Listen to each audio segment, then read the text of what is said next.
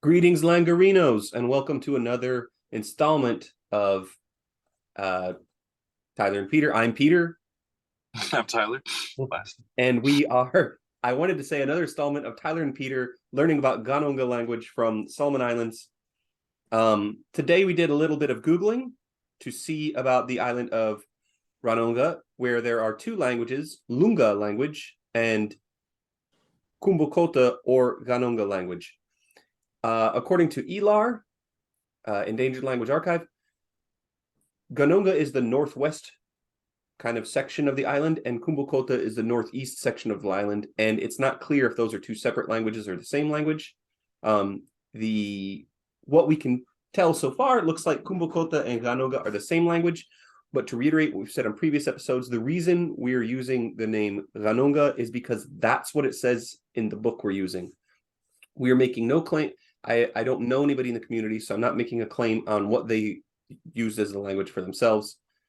Even the spelling, we're just copying the book just to keep things easy. All right, and with that, I can't wait to pick back up where we left off. We're learning so much. You know, a good thing to do might be to sort of recap the story here at the head of the session. Okay, yeah. So what we've translated so far, we're in story 2 in the book, which is the Maluku tribe. And we learned that the Maluku tribe was a crazy tribe, and that they had the two main villages at Rinjo Bangara and Patujali, and that the origin of the Maluku was the Jole Ononi and Kendi Ononi, which are the devil's side of their god, according to the story. So this is their mythological origin, and the people were there so long ago that they're not there anymore, but the elders, the older people, the people from long ago told the story, and so it's still getting told.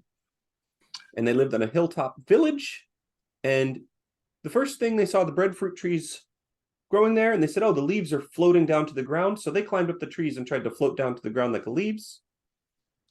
But the last sentence translated was, and so because they were not leaves but men, which we actually put as person in our word gloss, they fell to their death. All right, let me catch up here. So we're in fell to death. It's line number 93 in the spreadsheet. So there you go. Yeah. As soon as this sentence is going to say, as soon as they dropped, they fell and smashed to pieces on the earth. Must have been a tall tree. And if this is the first one you're watching, we're using a special program here called Flex Fieldworks Language Explorer that helps you analyze texts in the way that we're doing. So we're looking at whole sentences here one at a time, and we're inputting the English meanings of them. And we're using that to deduce what all the words and word parts might mean. So last time we separated Tinoni Gu into Tinoni and Gu, and we proposed that Gu is like or as a comparative thing. So I believe we have analyzed gore before. Sure enough, go down, descend. So gore Gu gives us descend as. Yeah, that's pretty cool. So, atu lotu ria ko descend as.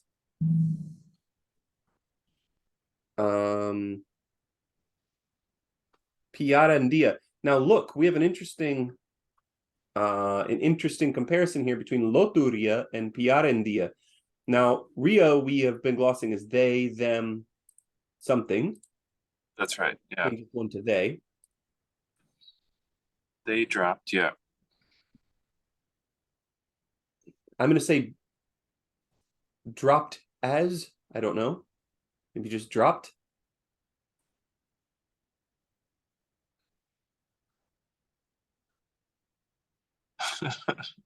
As go down is drop, I think. Now this ta doesn't really work as first plural object us. Must be a different ta. Okay.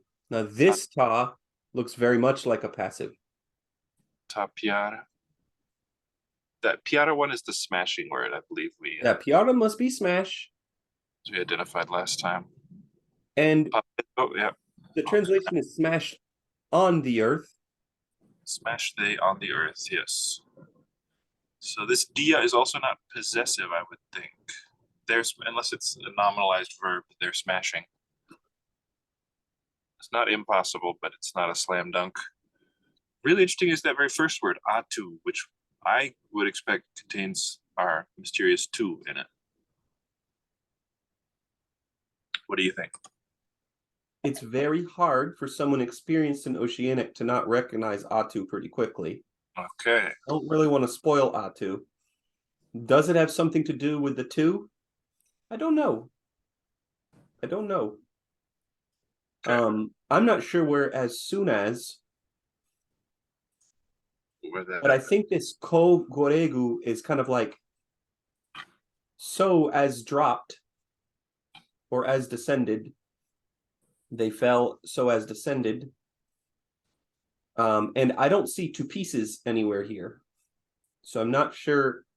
I think that something might be a combined mean, like we might have one word in English that's different from another word, but you'd have to use a phrase to explain the differences. And I think the translator's given us a hint that way, but I don't know what. If it was smash, smash is a pretty transitive verb as far as they go. So, dear listener, remember that transitivity has to do with how many core objects are a part of a phrase, let's say. But hold on. I could say I dropped the carton of eggs and it smashed or something. It could be one of those. It's ambivalent at best, but you can use. So I'd like to explain the idea of transitivity and then defend why I think this probably would have object agreement. In a language like Ghanongga, where they have object agreement, oftentimes, it's clear what's transitive and what's not. That's actually pretty rare cross-linguistically. Most languages don't have object agreement, so transitivity requires a bunch of syntactic tests. But what happens is certain verbs cross-linguistically are higher in transitivity due to semantics, due to meaning. There's more likely to be two core arguments. One thing is more likely to be affecting another thing.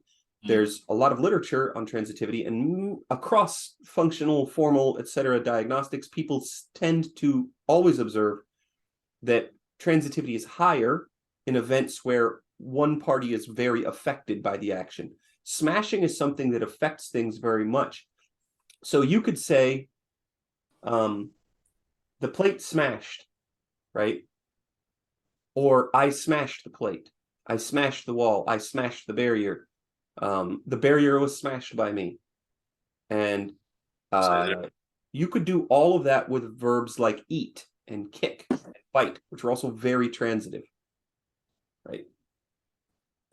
When I'm mad, I kick and bite and fight. What do I kick and bite? Yeah, we're using them in an intransitive context. I eat potatoes, or I eat every day. I eat every day is not transitive. So every day is not the object. It's just, right. It looks like it. So I am starting to suspect this ta might be a passive here, if piata is the case. But due to my doubts, I want to go over here and look for piata and see if we see it anywhere else. When we get it twice.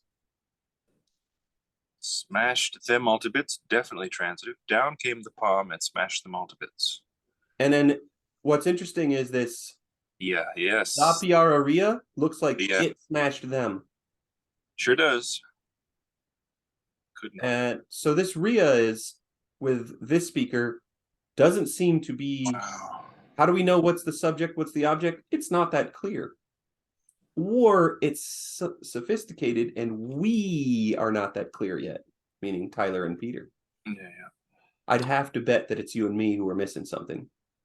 There's a really cool feature coming up in that sentence, it looks like. Look forward to that. It's about 20 lines down. Okay. Let's go ahead and gloss piara as smash. What do you think? Definitely smash. Should we make it pass? We're in the... Oh, okay. Yeah, we're creating the word, right? Creating the entry in our program's dictionary. Now, smash them. They're smashing upon the earth. And that talk could be some sort of conjunction or other connective piece. They dropped so that, I'm gonna have to just change it to unknown. and you see you got to get rid of the word gloss as a separate action. Yeah. So I'm just leaving it like that. All right. Well, I don't know right now, and it's a problem. Let's do a search for Atu. Let's do a search for Atu. That's a great idea. Wow, 13, just that string of letters. That's going to include some, okay. It includes things like Batu. If we do Atu by itself, it never occurs because it's at the beginning of sentences. Beginning, that's right. Yep, I was just going to say. So we get it once.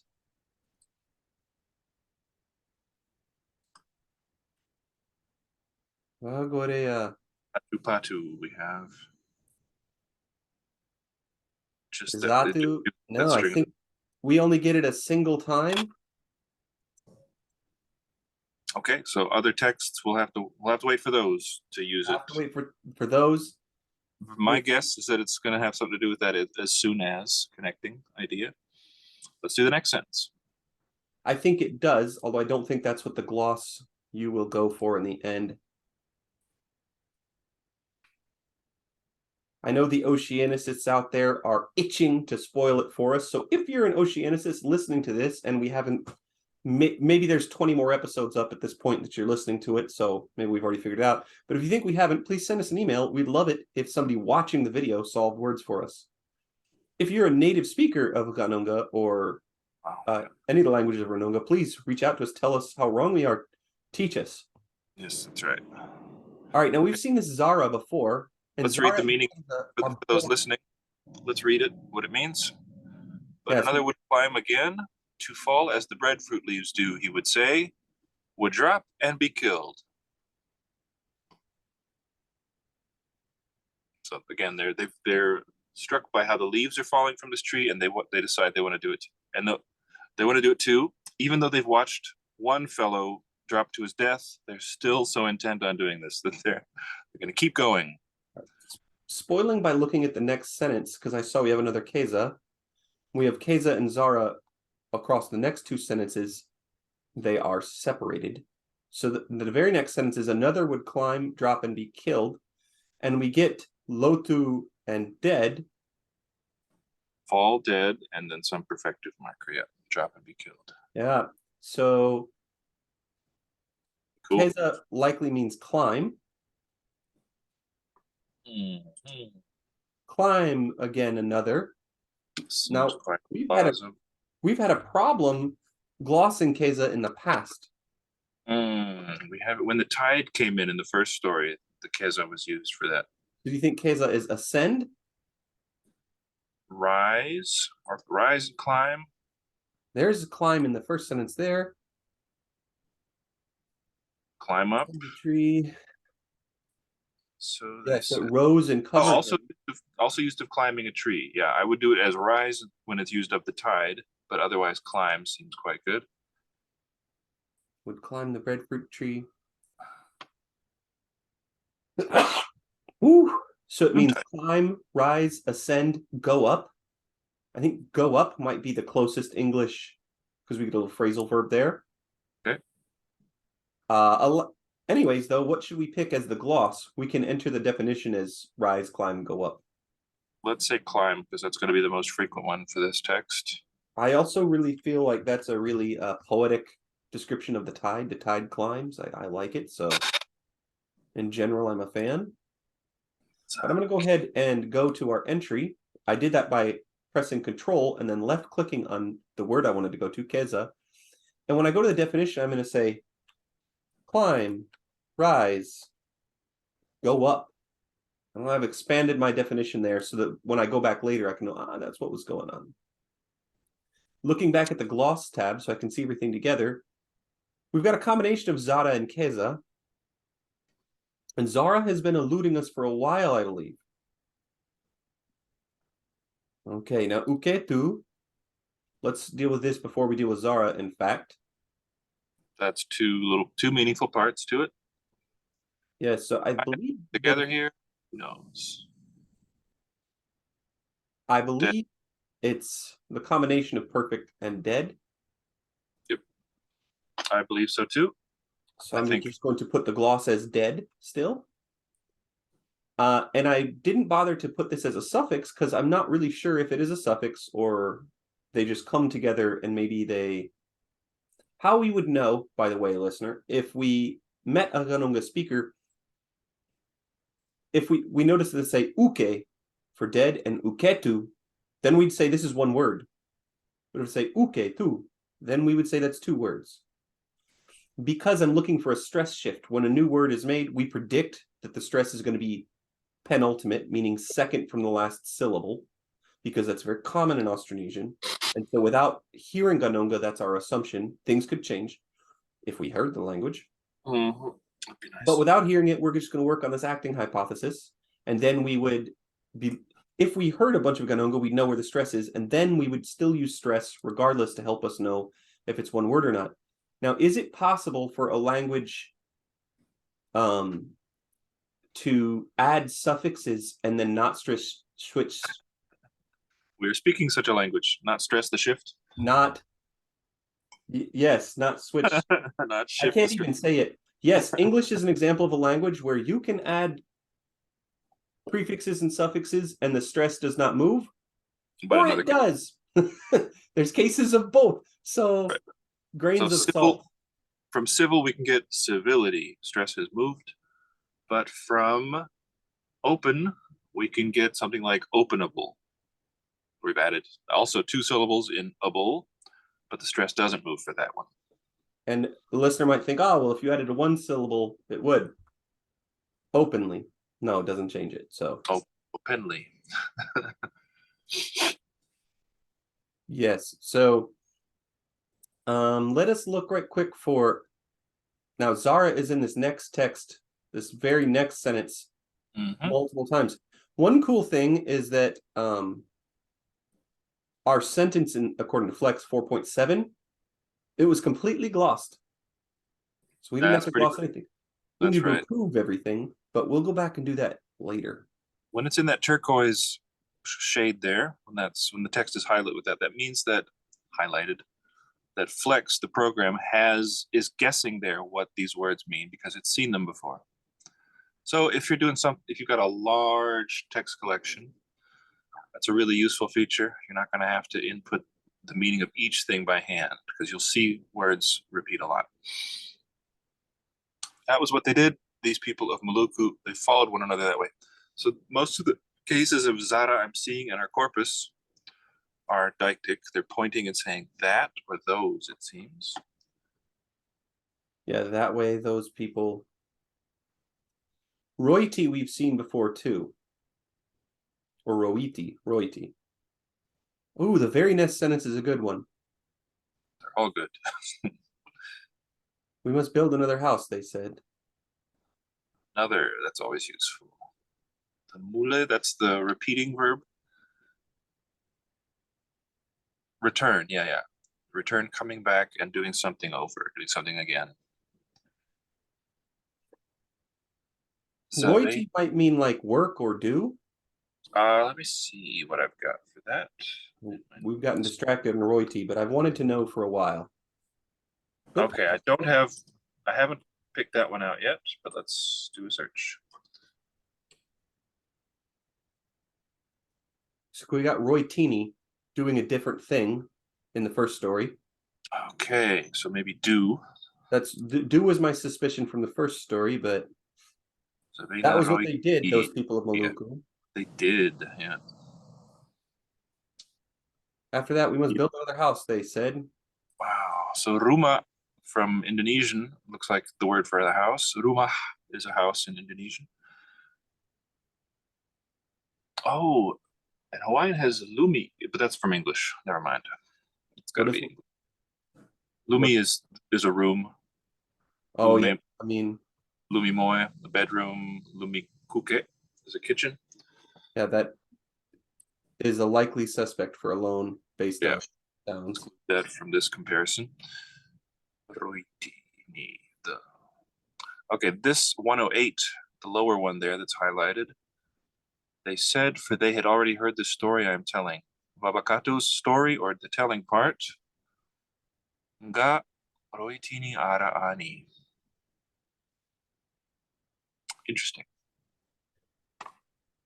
Roitini there might mean do it. Telling a story, because they got vavakato, na vavakato, like as in a noun phrase. And pondalai, did we solve pondalai already? I don't recall. If we did, then I believe it means start or commence.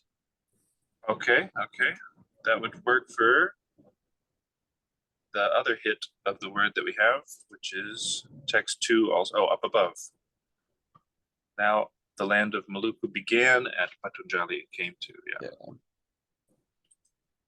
So I think Roiti has something to do with do. It's a do-ish verb.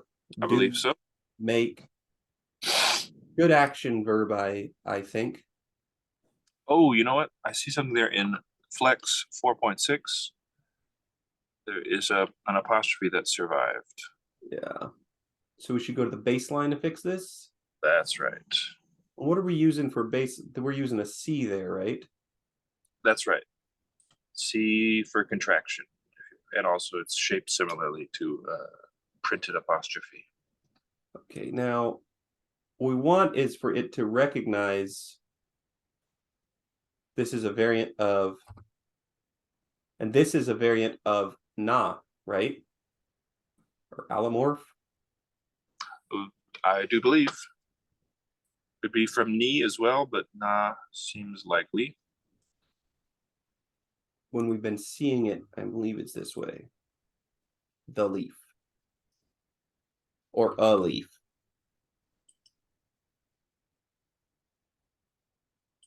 Spoiling a little bit my guess there that I think that the article is indicating that it's a common noun, but not necessarily that it's definite.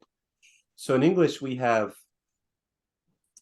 definite and indefinite nouns, and that's how we perceive these things as needing to work, but it's not necessarily true for all languages. Articles can serve all sorts of functions, and some of them are just holding like syntactic slots. They're not really, or they're just telling you word class. And you can understand how valuable word class would be in a language like this, where extra machinery indicating word class is valuable when it's not as obvious just from even word order. Find that if you study Hawaiian too, right? So it's the same form as in English too. Form. Form is, we might think, basically a noun, but I can form something with my hands. So English is going to add certain suffixes to verbs, formed, forming, that it won't do with nouns. But then there's overlap too. We can have an S suffix, forms. It's also either a verb or a noun. And so English has cues like and the. If you have one of those, then you're looking at a noun. That's a nouny part of your sentence. The form, a form. And that's what we're talking about here. Those clues outside the word itself to tell you whether it's nouning or verbing. Another would climb again. So yeah, Zara, you're on it. Okay. I'm just looking, I think Zara is a this or that, but we get this, that, those. All of those for Zara. So is it a pronoun maybe? Is it human or? Heaps on the reef, they said to him. Now this K, we're expecting Zarake to be not that. True. And then we get Zaranake. Not those. Not those either. I wonder if Zara is a non-human third plural. Those things. Well, we get it. So here, even in this sentence here, that was the way they did. Yeah, all right. It'd be weird for it to be those are the way they did. Well, I don't think it's too weird. It's those things. It's a series of events narrated. Those things mentioned are what they did. In English, we tend to singularize it when we're pointing back to a lump of data, a lump of information. That's what happened.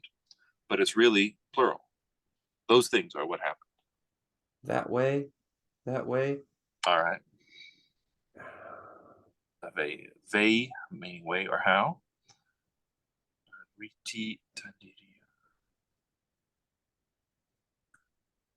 But another would climb like that. I think it is that and those and this all together. So a macro category that's not necessarily about plurality or distance. I think Distal That's what I was gonna say. determiners, something like that. Deictic, distal deictic is something pointing far away, not this thing by me here, but that over there, those over there, sort of is how it feels.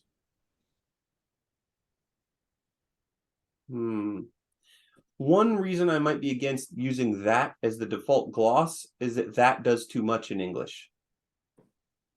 So that it might confuse us later. We might forget. I mean, we won't, but it would make our documentation of what we're creating, it would make it less clear to outsiders because it might look like a invariant particle, meaning something that introduces a relative clause or something. Yeah. So I am tempted to use something like deictic until I know. Okay, let's think about the word coming up there, soga, S-O-G-A. I think it means again, another. You don't want to settle on a gloss for Zara first? I mean, we could, but to me, I would want to make sure I'm confident about all the other words.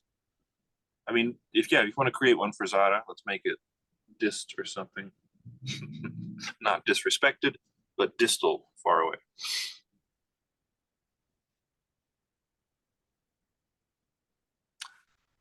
But since it's not straightforward how our English translation maps to the original, I was moved to look ahead to identify all the other words there.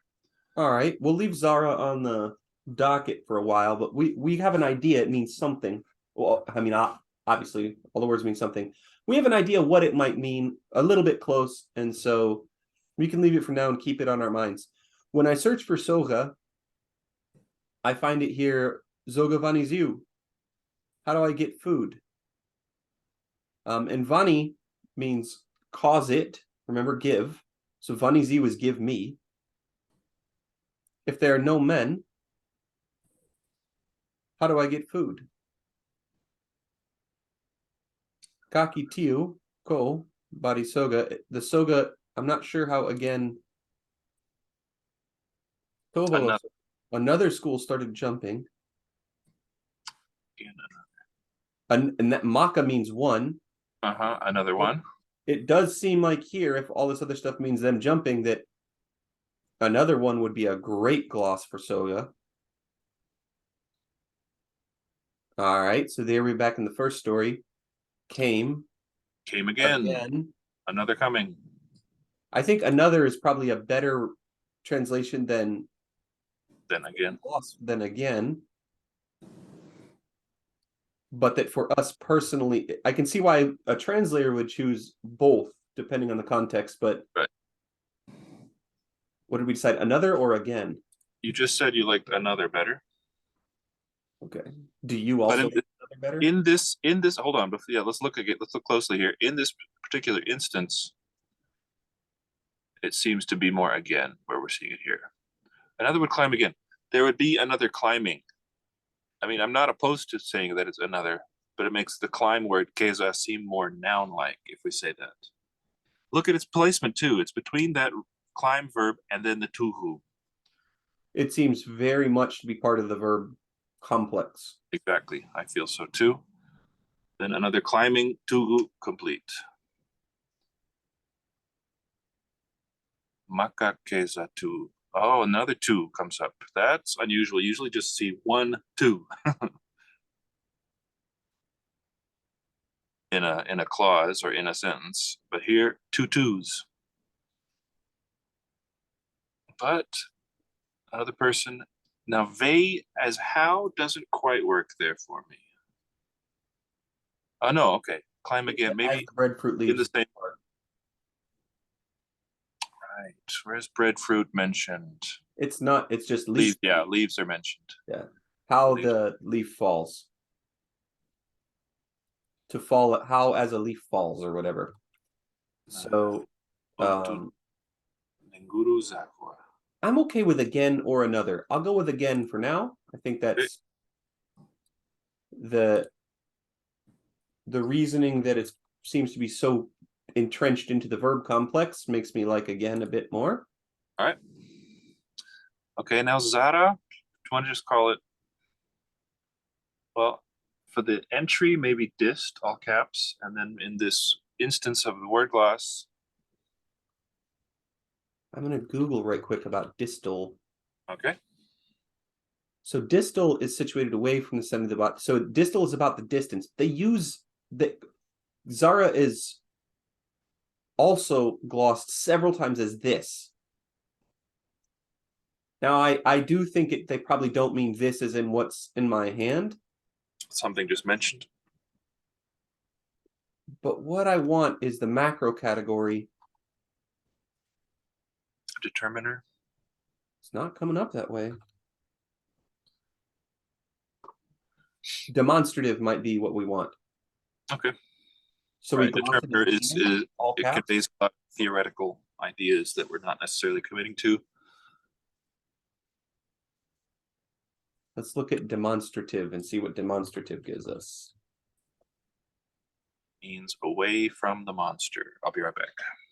Time. Demonstrative. Okay, so we mean a demonstrative determiner. Oh.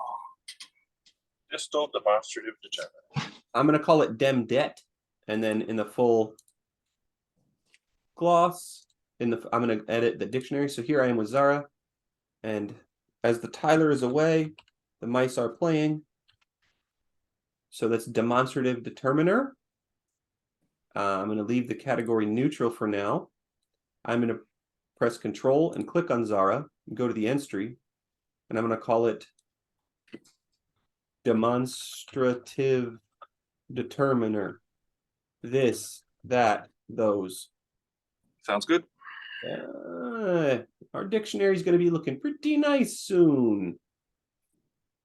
All right, and we're getting more and more sentences that are totally filled out. Now, after we do a couple stories, we'll go all the way back to the first story where we actually have the most gaps. It gets easier the longer you go. Right. The more the program learns, the fewer gaps will be left. Shall we gloss royalty as do? Let's do. Let's do. Do. Leave that agnostic. I don't know what else is going on. All right, but we are getting quite a bit of progress here. Zavena roiti could be a phrase. Yeah, their way of doing. That way, doing belonging to them, the Malukuans. So tutindi. I feel like I had identified that. Tutindi's left. Ndi's the suffix maybe. And tuti seems to me to mean follow or descend from. TUTI would be a search expression. One. Oh, yeah, you're going ahead. Yeah. I was just in that. All right. The So next sentence means after that, we must build another house. I put that pipe in just for, yeah, we can take that one out. That's what I'm gonna say about that. Follow. Yeah, we have it. Follow them. They followed one another. I think this one might be they followed them, and that the D actually third plural. Okay, so not possessive here. Yeah, an object marker. It's just going to be. This is an actual nominalization. They're following them. They're following of them. Okay. That's how it was. Yeah. That way. And the za there is well, I think it's still third singular subject, I guess. So tutini, they followed. I'm going for that. That's how the D is working. Now this royalty, it should recognize it. No, because it has a capital letter. So you can just replace it. You can teach it that that's an alternate, a variant form, or you just replace it there in the morphemes line. So do they. Rumamule. Oh no, this is inside the quote. We must build another house. They're doing a house again. Interesting that it's third plural.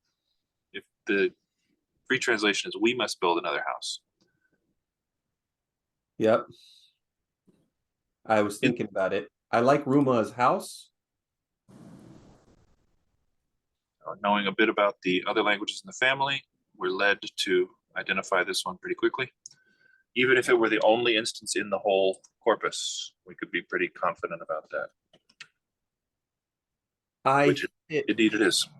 particularly if you're studying an Austronesian language, it's good to know something about some other languages in the family. And I suspect that the primary interests in this, even watching these videos, would be from people who either polyglots, who study a lot of languages and are curious about language, or probably linguists who work on language description and documentation. In either case, it's an audience that's probably motivated to learn something generally about Austronesian if they're going to work on an Austronesian language. In fact, it could be someone else working on a Solomon Island language, right? Studying one that wants to know more about it. If you are working on a language that is not related to any language, that is called an isolate. It's not related to any language, and there's almost a different set of problem-solving skills. However, the majority of languages in the world are related to another language. An isolate is a rare situation. Usually isolates, what we can infer about the history is that they were probably in a language family and that they're the only remaining member. Right. Like, think of how a human comes to be an orphan. You don't just pop into existence. You've got a lineage, you've got ancestors, but you might leave them behind, unfortunately. I feel so confident that house is a noun, I'm actually going to assign it word class. I'm just going to note an interesting feature of English that when that one is used as a verb, the sound adjusts a little bit. We say to house someone. Yeah. At least that may be on the way out. I don't know if the kids are still doing that. We've talked about this before, but remind me, when you make the plural of the word house, of the noun, how do you pronounce it? Houses. Okay, we were talking about idiolect not long ago. There's a feature where our two dialects of one, differ. I say houses with a voiced one. Peters has houses with a voiceless fricative in the middle. As a doctor of language, I'm pretty sure I'm right. You do it right there. Just joking, dear listener. There's no right or wrong. That was a little playful joke about prescriptivism between two descriptive linguists. If I'm teaching you Chinese, I will tell you that there are right and wrong, but we're both native speakers of our language. I'm not an active prescriptivist, let's say, when I'm doing descriptive linguistics, but my mentor, Al Sheets, was accused of being a prescriptivist, and he was like, I am. But he wasn't a prescriptivist about a oceanic language which he was describing. He was a prescriptivist about how you should write when you're publishing, and he's the editor. So we do good standards, yeah. In linguistics, the first thing you need to teach newer linguistic students is the difference between descriptivism and prescriptivism, and descriptivism is linguistics. That's the scientific side. But oftentimes in application, if you're teaching someone English or another language, for example, you are necessarily prescriptivist. Okay. You're telling how it must be done. That's right. Let's input the next sentence while we're talking here. Okay. It is an important bit of dogma, that difference. So think of what linguists are doing is in some ways similar to what a physicist does. Now, particles and fields and waves, they don't talk to us. They don't have minds. But what a physicist is doing is trying to describe their behavior, and we're trying to describe verbal behavior. And so it's no good for a physicist to sort of want to compel atoms to behave a certain way, to prescribe what they must be doing. I think that this is a good analogy too, because to the uninitiated, when you talk about the laws of physics, it makes it seem as though physicists decreed that this is the way the universe works. Laws in science are used to describe patterns that are so regular. It's still a descriptive term. Now, I think I know what this word Rio means in the sentence, so they went and they cut down a sago palm. I believe it is cut. Seems to be the one that's missing because all the other words are identified. And I have a little interesting note about this from Western Solomons. I may have mentioned before that they use the term TA and TO in Roviana to mean people. TA meaning people generally, and TO specifically for other Roviana people, right? On the island of Rendova, I have heard them say that's Rio. I was there in Solomon Islands during World Cup 2018. And of course, we brought our Brazil jerseys to support Brazil. And Brazil's a very popular team in Solomon Islands. Soccer is very popular around the world. And including Solomon Islands. And every village I went to, I was the worst player. Nobody wanted me on their team. Yeah. I stopped trying to join teams. I realized I was a liability. I wasn't making friends. People were very polite, but nobody wants the worst player in the world on their team. But what they joked with my partner, who's from Rio de Janeiro, constantly was, "Oh, there's Rio. There's Rio. There's our Rio." Right? When they talk to Rendova, because the Rendova word for Tio, I guess, is Rio, and they have two languages on Rendova. Okay. And one of them is a non-Austronesian language, and that is the one I believe that used the term Rio. But of course, so much mixing across so many thousands of years, even if you're non-Austronesian, there's going to be loans and cultures shared back and forth. And so this also explains why, in some ways, Western Solomons has things that don't look very Austronesian at all, because there's still several non-Austronesian languages spoken there. Sorry for the aside, but I must continue to explain. Before the Austronesians arrived in Solomon Islands, the Western Solomon Islands, probably around 3,500 years ago, before they arrived, there was already people there. Right? It suggested that people in the book Solomon Islands Archaeology, which I have back there, you can't see it, it suggested that people may have arrived in Western Bougainville, the farthest western part of geographic Solomon Islands, though politically belongs to PNG. People may have arrived there as long as 40 or 45,000 years ago. And at the time that they arrived, by the way, it was the longest sea journey ever made by a human ever in history, or prehistory. So it's pretty interesting that people may have arrived in Australia 65,000 years ago. And when they did, people know that there was the sea level was different. So there was this mega continent, Sunda and Sahul, Sunda being Southeast Asia, where a lot of island Southeast Asia was not islands. It was a continental shelf. I see. The same for Sahul, which was, so Australia and Papua New Guinea were connected by land at that time. But the gap between Bali and Lombok in Indonesia is very deep, the trench between them. It's called the Wallace Line, after Darwin's contemporary Wallace, who observed a big difference in ecology, a big difference in flora and fauna on both sides. Yeah, Rio's cut. What's that? Rio is definitely cut and fell a tree. Ooh, fell might be better. That's a nice old causative verb. The English preserves a few of. Fall is an intransitive, and if you make a tree fall, you fell it. And it's not an accident that those share the same consonants. And in Bob Blust's field notes, which I described two Borneo languages from, he uses fell because it's an important word in the forest. Yeah, it makes sense. It was important in older times in English, when English people lived in the forest. To fell a tree cut down as a tree. Sounds good. Okay, if you think it sounds good, it must be good. Let me finish what I was going to say right quick about the Bali and Lombok is, between them, the trench between them is deep enough that it was never connected by land.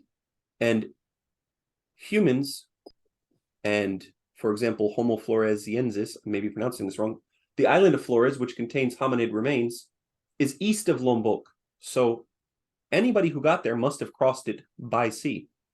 Well, 65,000 years ago or something, humans went through and crossed there by sea and got into Papua New Guinea, Australia, etc.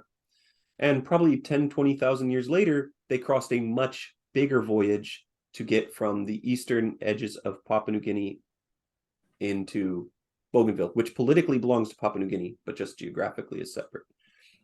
So people were in Solomon Islands for a long time before the Austronesians came through.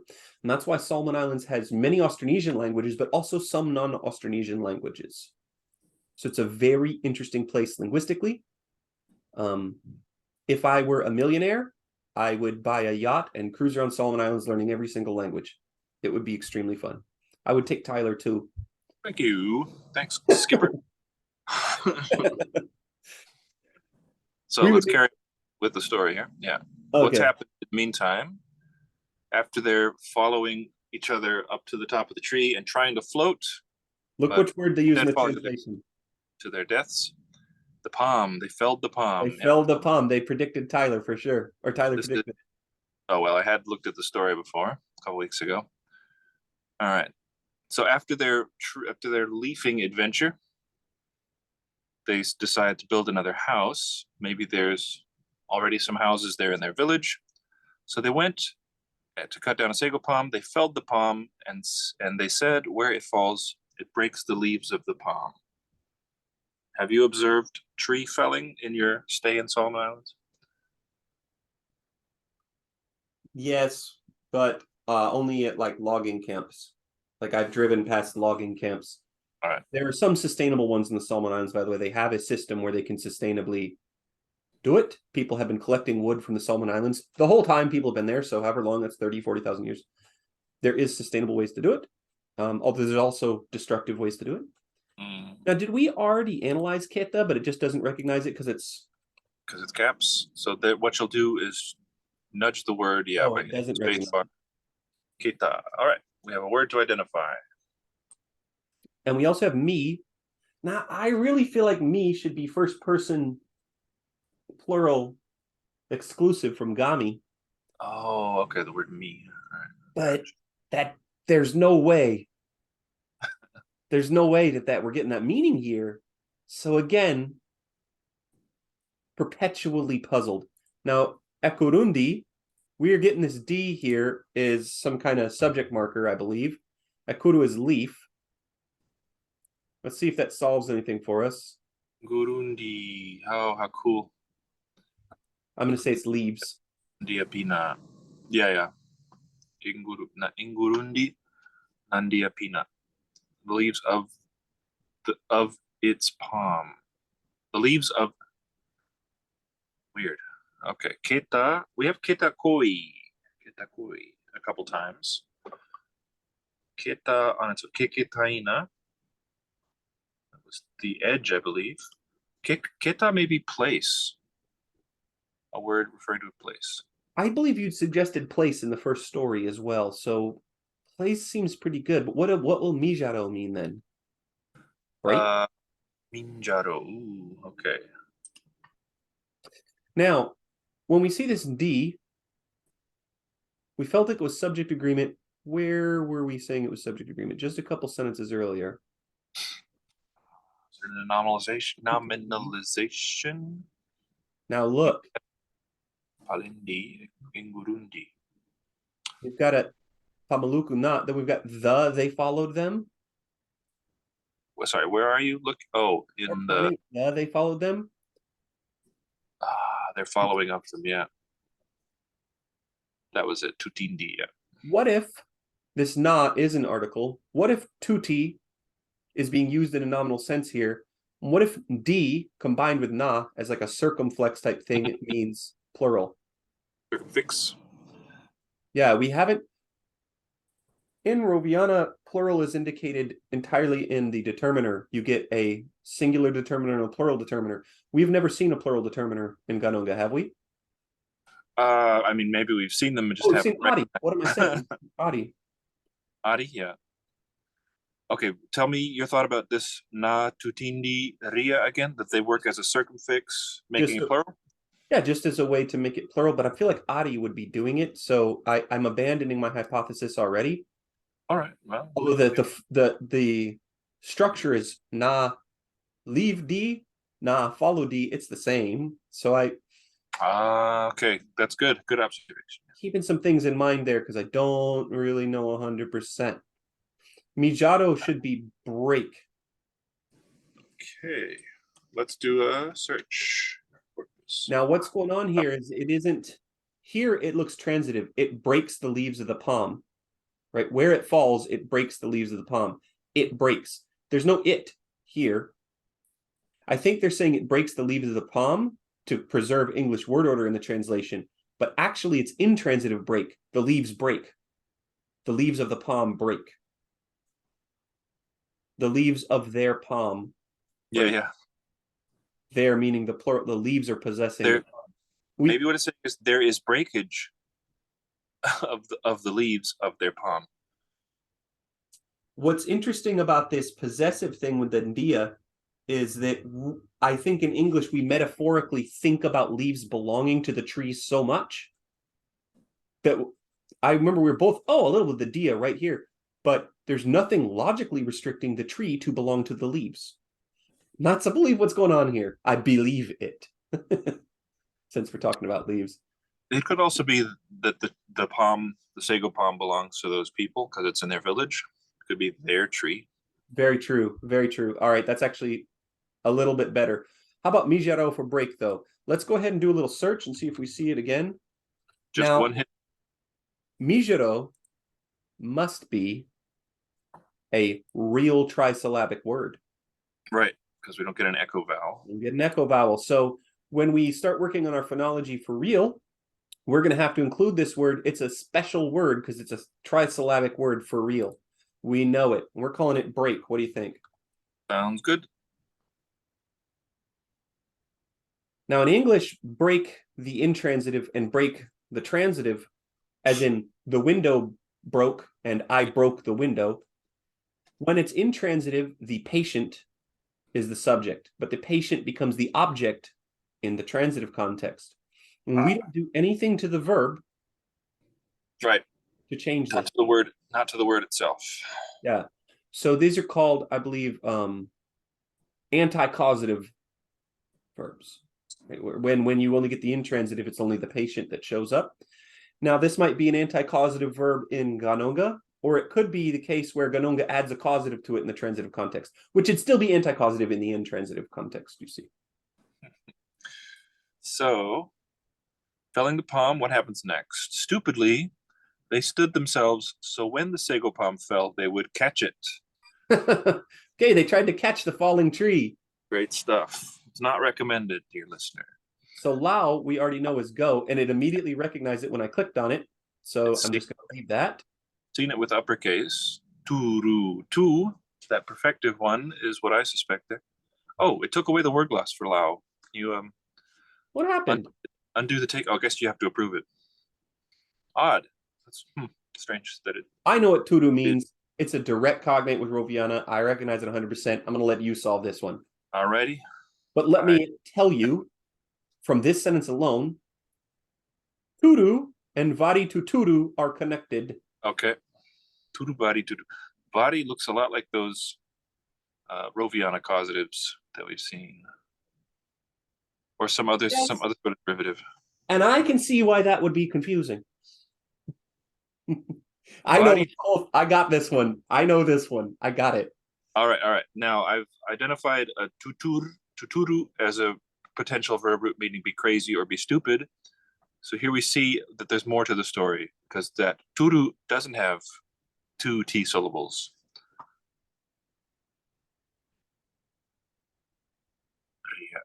This is going to be the standing themselves stupidly, the stupidly part. I think tonai is interesting and not immediately apparent. Do a search for that. Tuturuni, the crazy ones there. Okay, you're doing that search for turu. Yeah, I'm doing a search for tuturu. No, tuturu gives us crazy a lot of times. Okay. Tonai. And I don't know why I didn't recognize tudu from earlier. Tonai. Sadly, it's not going to give us the meaning for tudu, but I think you might guess it anyways, based on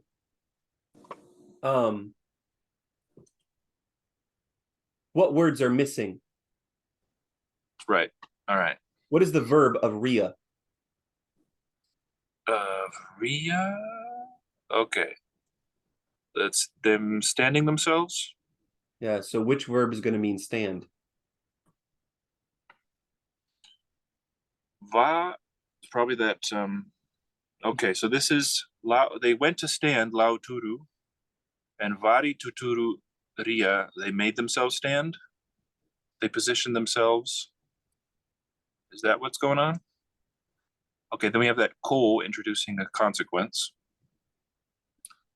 So when the sago palm fell, lotu is there. Tonai is still elusive. Is that a word for place? Or is that the word? Oh, kalo must be catch. Kaloa. Gekoa. Kaloa. They catch it.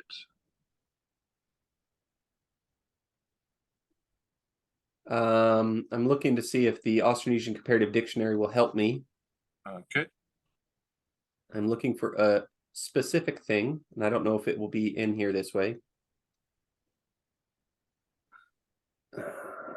Okay.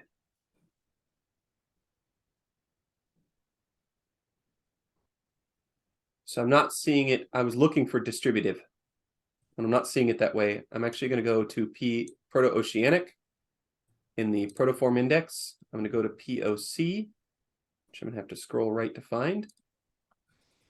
And we think this V comes from a P, so we're going to look at the P and see if we can find anything else that might help us here. We're going to go ahead and start with looking at potty. Since there's so many P words, it would take us forever to look for them. We're going to look for PARI right from the beginning. Okay, there's some.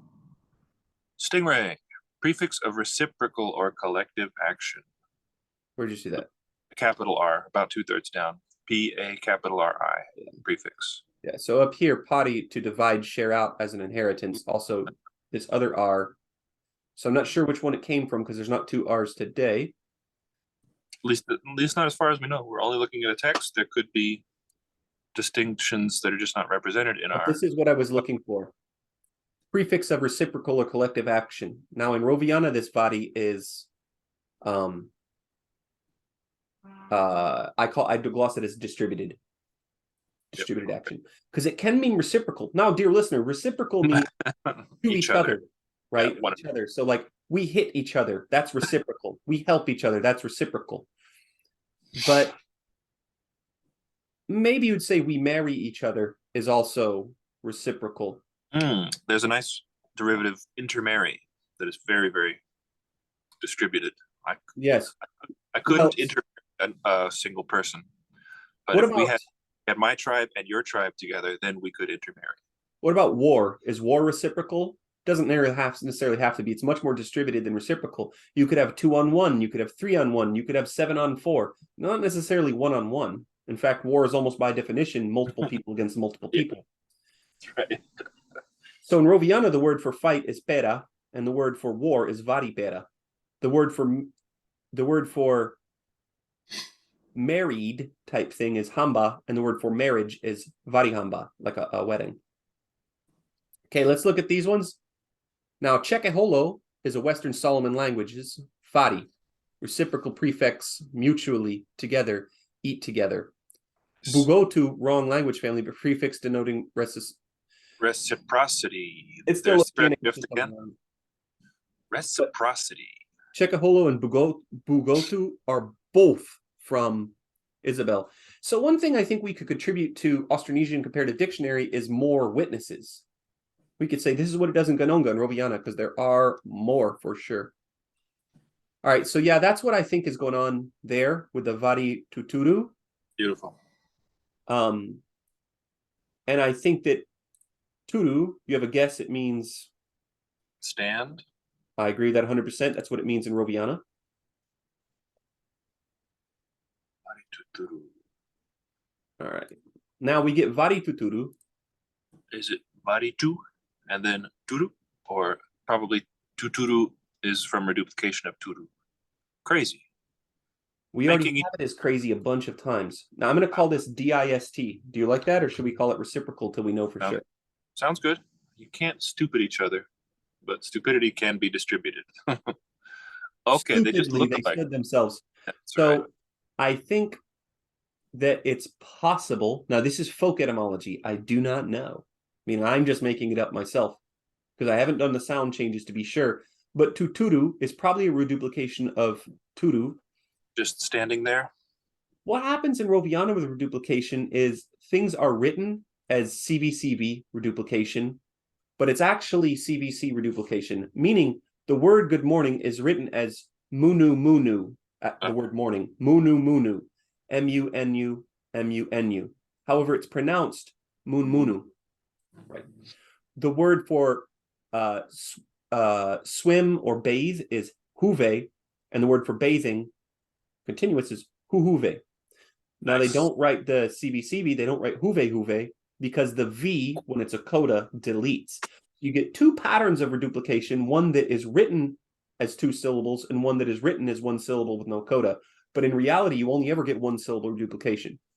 Now, I would suspect that R cannot go before T in Ghanongga. So even if this is reduplication, it would still be tuturu instead of turu. So we really don't know if tuturu comes from the idea of standing. And you can imagine a situation in which action is a culture in which action is highly praised and valuable, where just standing is seen as stupid or crazy. Effective. Yeah, let's change it from crazy in this word gloss here, 5.4. Let's say stupidly. Yeah.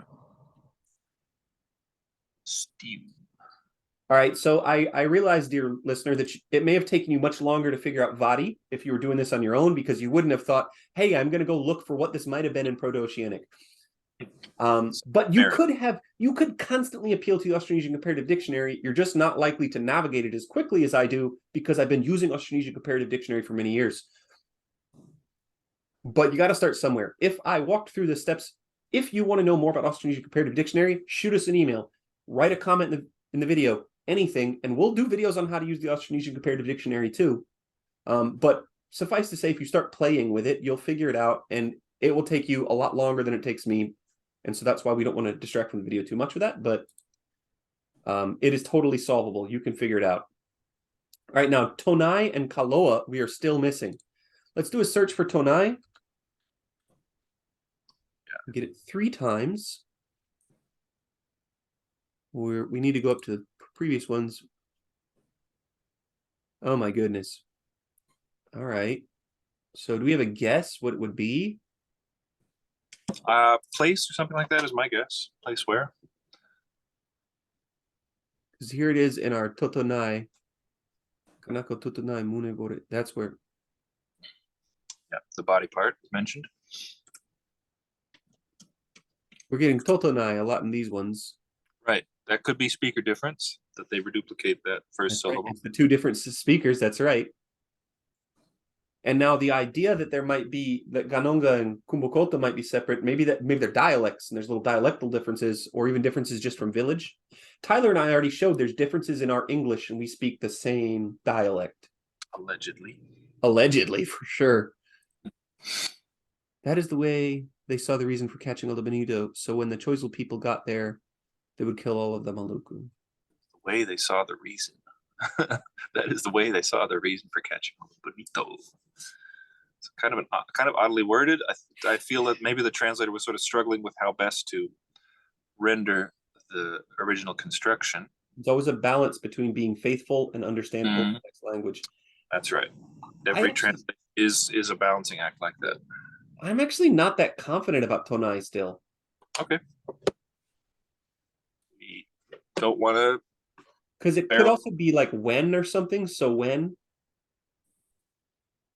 would be perfect. So when. Okay.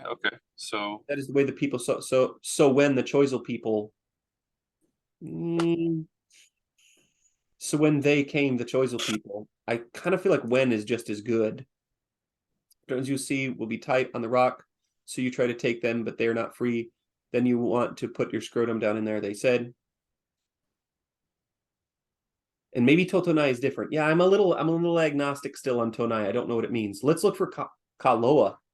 That is a wonderful sounding word. I just really enjoy it. Don't know what it means. Like a delicious beverage. Well, it comes up in the very following line there, as you see, where they're not able to hold that tree. Do we have a K something before the Kaloa? Pukepore Kaloa. Oh, for the negative. That's right. That's where we see that really cool feature. We'll see it. I'm not going to spoil it. It's coming up. But then the third example, they try to catch it. Lauhuria puke kalua azai. But it would kill them all. Viuru betundia. So either catch or hold is my take. Or both. It means catch, hold. So hold or try to hold. Or it means catch and then therefore continuous resulting state of catching, which is holding. I think we should gloss it as hold, because even though I know what they mean, when something's falling and you receive it, it's holding or catching.